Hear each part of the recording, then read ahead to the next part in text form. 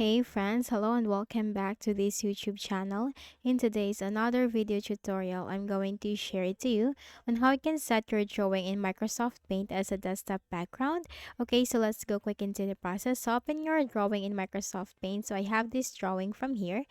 The first is we just need to save it. Let's save it so that if we are going to make it as our desktop background for the next days like that, if you want to change it into this desktop background, you can simply look at into this saved picture in your or saved drawing from your Microsoft Paint. So click on the File tab, and here you will find Save As.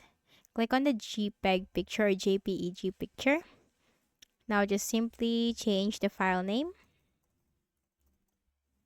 Save it in the desktop, click on save, and now it has been saved into the desktop.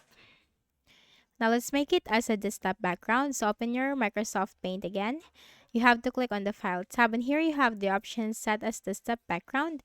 You have here for the fill, tile, and center. Now let's go with fill. And that's it.